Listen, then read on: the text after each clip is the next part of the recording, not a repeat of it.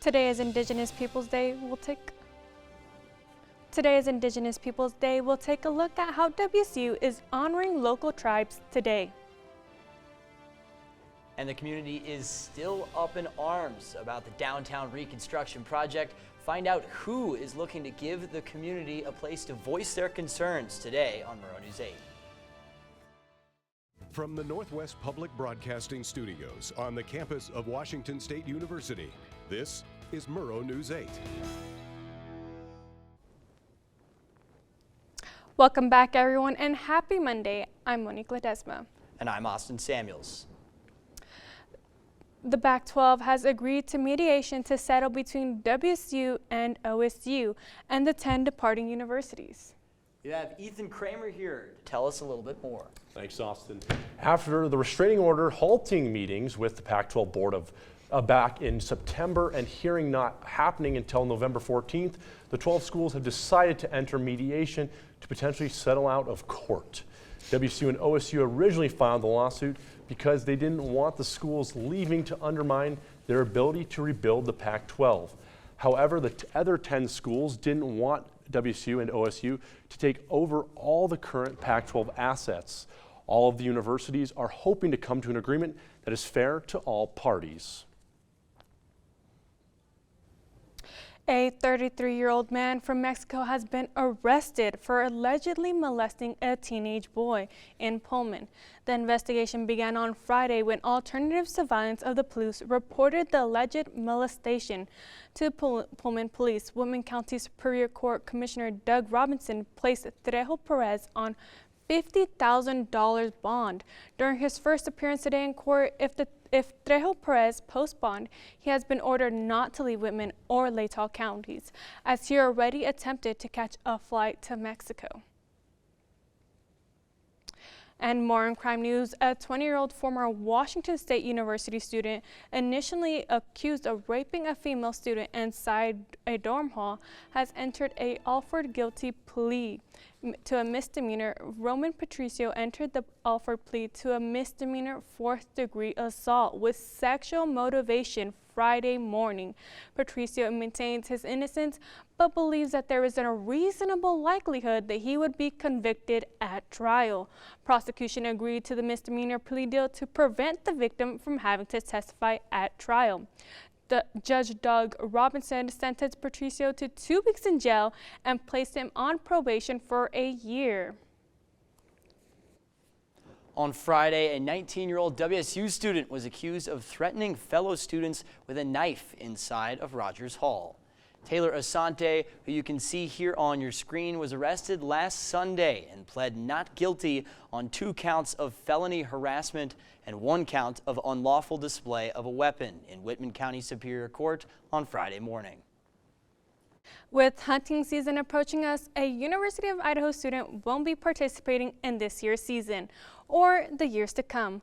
Latah County District Judge John Judge revoked a U of I student's hunting, fishing, and trapping license for 5 years for a poaching charge Friday. Brugale pleaded guilty to unlawfully killing a wildlife for trophy moose at McCroskey State Park in October 2022 while on a hunting trip with his friends. Pullman City Council candidate Eric Fajaran will host a community forum later tonight to discuss the Main Street reconstruction project. The forum will be an opportunity for community members to discuss the project and will be held later this afternoon at 5:15 at the Neal Public Library. Pullman Police Advisory is inviting you to attend today's meeting where they will have a special presentation on alcohol and DUI enforcement. The meeting is today at 5:30 p.m. at Pullman City Hall. In honor of Indigenous Peoples Day, Nez Perce tribal leaders spoke to a crowd of WSU students, faculty, and staff today at the Elson Floyd Cultural Center. The speaker included Nakia Williamson, Director of Cultural Resources Education, Manager Joyce McFarland, and Executive Committee member Samuel Penny. At 7 p.m. tonight, the Cub Auditorium will host a live performance of According to a Nez Perce Origins story produced by the Spokane Assembled Theater. WSU Libraries will host a celebration for donor Vernon Gallup tomorrow from 10 to noon at the Terrell Library Atrium. In 2008, Gallup and his wife Joan donated roughly 20,000 books valued at $1.8 million. The bubble has officially popped. After the break, we'll take a closer look at its coming down and what's the next in this project.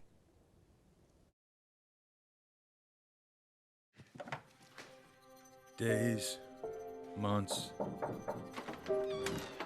Hey, I'm Jim from across the street. years, I'd like to give you this. a lifetime can rush by without realizing what we're missing. We lose some of the best moments, some that may never repeat, Come on. or detach from people around us. Our loved ones grow used to this pattern, but it doesn't have to be that way. We have a choice to take action.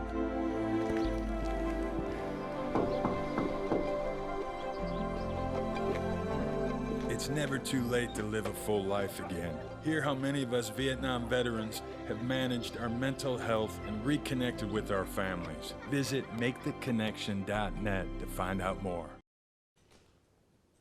Well, the bubble has finally popped.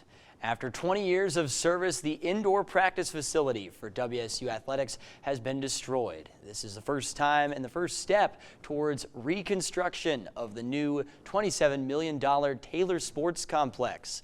The building will include a full 120-yard field, as well as sprint lanes and jump pits for track. The project is expected to be completed within the next year. Well, Austin, honestly, it is such a perfect day to start the bubble project. It sure is, Monique. Brennan, is the weather going to stay that way throughout this week? Well, today is really nice, but coming up in the week, it might be a little different. But today, high of 80, which is really warm for us here in Pullman around this time.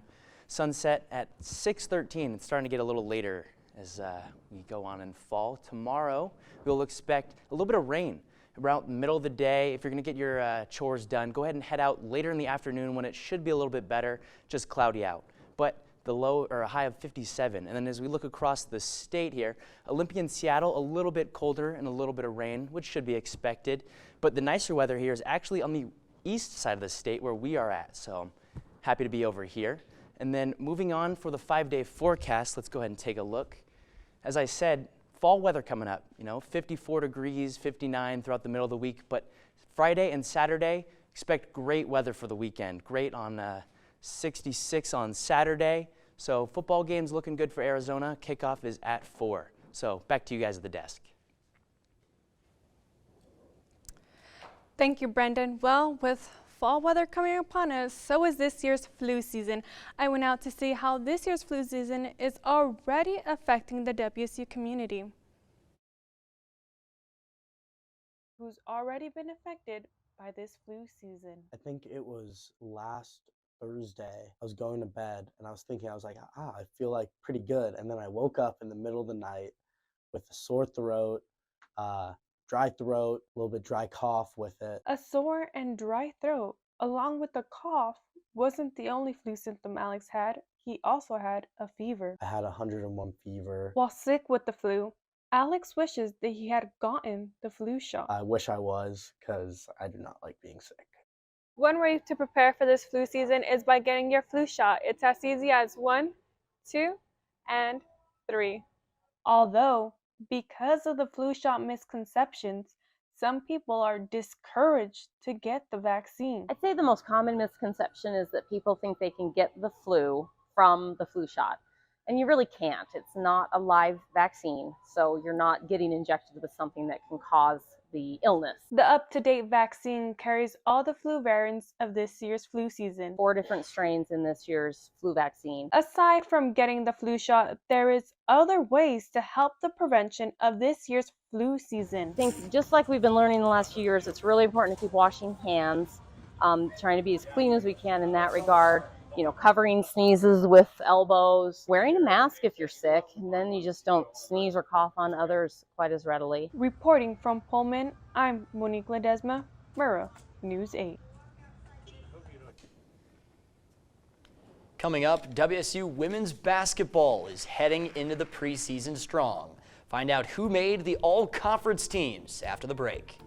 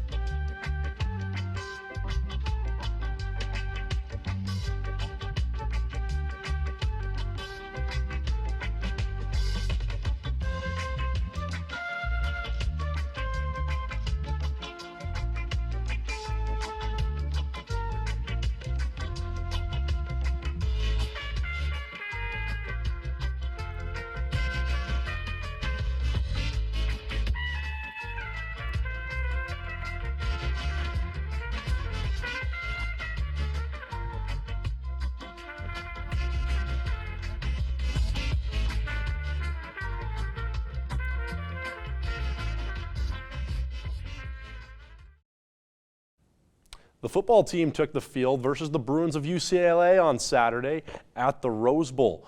The Cougs offense struggled mightily throughout the contest versus the Bruins, totaling 216 yards and turning the ball over 4 times. Quarterback Cam Ward didn't have his best performance of the season, going 19 for 39 for 197 yards, 1 touchdown, and 2 interceptions. The Cougs defense fought as much as they could, only allowing UCLA to 25 points, but they were forced to be on the field for 38 minutes.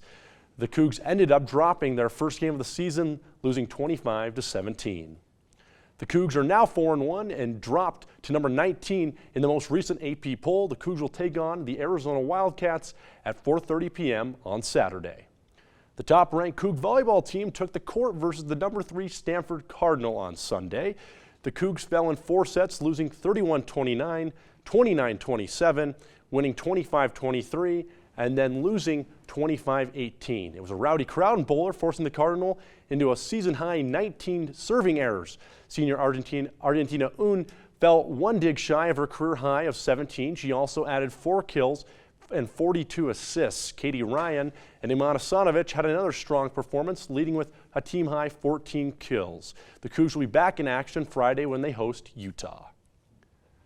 Pac-12 Media Day is tomorrow for women's basketball in Las Vegas. But earlier today, the 2023-2024 preseason all-conference teams were announced.